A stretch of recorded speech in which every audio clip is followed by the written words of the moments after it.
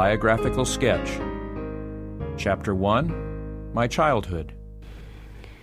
I was born at Gorham, Maine, November 26, 1827. My parents, Robert and Eunice Harmon, were for many years residents of this state. In early life, they became earnest and devoted members of the Methodist Episcopal Church. In that church they held prominent connection and labored for the conversion of sinners, to build up the cause of God for a period of 40 years. During this time they had the joy of seeing their children, 8 in number, all converted and gathered into the fold of Christ. Their decided Second Advent views, however, led to the separation of the family from the Methodist Church in the year 1843. When I was but a child, my parents removed from Gorham to Portland, Maine. Here, at the age of 9 years, an accident happened to me which was to affect my whole life. In company with my twin sister and one of our schoolmates, I was crossing a common in the city of Portland when a girl about 13 years of age, becoming angry at some trifle, followed us, threatening to strike us. Our parents had taught us never to contend with anyone, but if we were in danger of being abused or injured, to hasten home at once. We were doing this with all speed, but the girl followed us as rapidly, with a stone in her hand. I turned my head to see how far she was behind me, and as I did so, she threw the stone, and it hit me on the nose. I was stunned by the blow and fell senseless to the ground. When consciousness returned, I found myself in a merchant's store. My garments were covered with blood, which was pouring from my nose and streaming over the floor. A kind stranger offered to take me home in his carriage, but I, not realizing my weakness, told him that I preferred to walk home rather than soil his carriage with blood. Those present were not aware that my injury was so serious, and allowed me to do as I wished. But after walking only a few rods, I grew faint and dizzy. My twin sister and my schoolmate carried me home. I have no recollection of anything further for some time after the accident. My mother said that I noticed nothing, but lay in a stupor for 3 weeks. No one but herself thought it possible for me to recover, but for some reason she felt that I would live. A kind neighbor who had been very much interested in my behalf at one time thought me to be dying. She wished to purchase a burial robe for me, but my mother said, "Not yet," for something told her that I would not die. When I again roused to consciousness, it seemed to me that I had been asleep.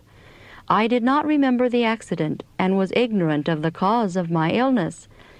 As I began to gain a little strength, my curiosity was aroused by overhearing those who came to visit me say, "What a pity! I should not have known her," and so forth. I asked for a looking-glass, and upon gazing into it, was shocked at the change in my appearance. Every feature of my face seemed changed. The bones of my nose had been broken, which caused this disfigurement. The thought of carrying my misfortune through life was insupportable. I could see no pleasure in my existence. I did not wish to live, and yet feared to die, for I was unprepared. Friends who visited us looked with pity upon me, and advised my parents to prosecute the father of the girl who had, as they said, ruined me. But my mother was for peace. She said that if such a course would bring me back my health and natural looks, there would be something gained. But as this was impossible, it was best not to make enemies by following such advice. Physicians thought that a silver wire might be put in my nose to hold it in shape. This would have been very painful, and they feared it would be of little use, as I had lost so much blood and sustained such a nervous shock that my recovery was very doubtful.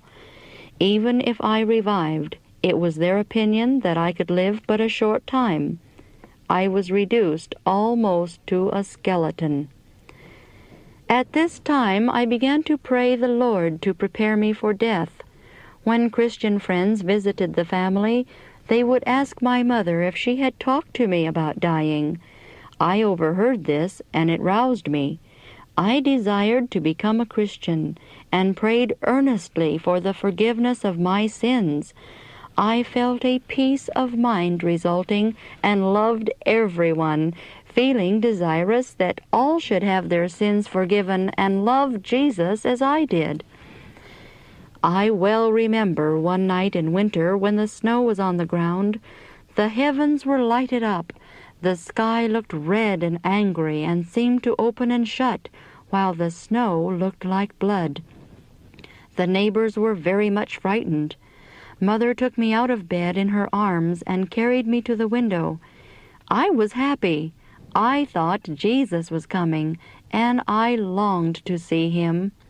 My heart was full. I clapped my hands for joy and thought my sufferings were ended. But I was disappointed.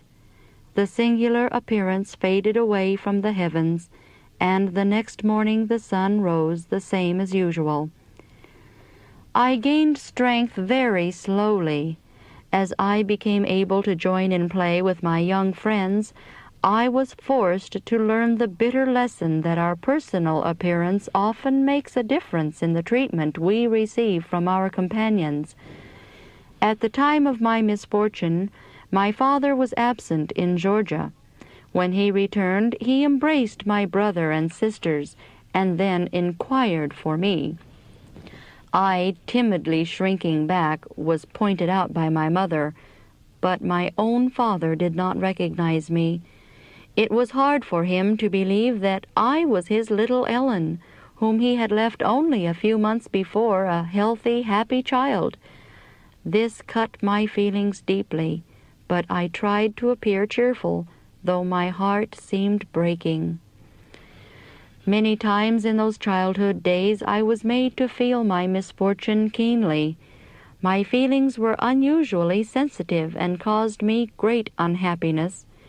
Often with wounded pride, mortified and wretched in spirit, I sought a lonely place and gloomily pondered over the trials I was doomed daily to bear. The relief of tears was denied me. I could not weep readily, as could my twin sister. Though my heart was heavy and ached as if it were breaking, I could not shed a tear. I often felt that it would greatly relieve me to weep away my sorrow. Sometimes the kindly sympathy of friends banished my gloom and removed for a time the leaden weight that oppressed my heart. How vain and empty seemed the pleasures of earth to me then, how changeable the friendships of my young companions. Yet these little schoolmates were not unlike a majority of the great world's people. A pretty face, a handsome dress attracts them. But let misfortune take these away, and the fragile friendship grows cold or is broken. But when I turned to my Savior, He comforted me. I sought the Lord earnestly in my trouble and received consolation. I felt assured that Jesus loved even me. My health seemed to be hopelessly impaired. For 2 years I could not breathe through my nose, and was able to attend school but little. It seemed impossible for me to study and to retain what I learned. The same girl who was the cause of my misfortune was appointed monitor by our teacher, and it was among her duties to assist me in my writing and other lessons. She always seemed sincerely sorry for the great injury she had done me, although I was careful not to remind her of it. She was tender and patient with me, and seemed sad and thoughtful as she saw me laboring under serious disadvantages to get an education. My nervous system was prostrated, and my hand trembled so that I made but little progress in writing, and could get no further than the simple copies in coarse hand. As I endeavored to bend my mind to my studies, the letters on the page would run together. Great drops of perspiration would stand upon my brow, and a faintness and dizziness would seize me. I had a bad cough, and my whole system seemed debilitated. My teachers advised me to leave school and not pursue my studies further till my health should improve.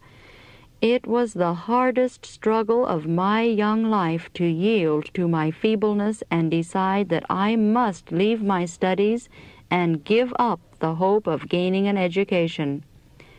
3 years later, I made another trial to obtain an education, but when I attempted to resume my studies, my health rapidly failed, and it became apparent that if I remained in school, it would be at the expense of my life. I did not attend school after I was 12 years old. My ambition to become a scholar had been very great, and when I pondered over my disappointed hopes and the thought that I was to be an invalid for life, I was unreconciled to my lot, and at times murmured against the providence of God in thus afflicting me. Had I opened my mind to my mother, she might have instructed, soothed, and encouraged me. But I concealed my troubled feelings from my family and friends, fearing that they could not understand me. The happy confidence in my Savior's love that I had enjoyed during my illness was gone. My prospect of worldly enjoyment was blighted, and heaven seemed closed against me.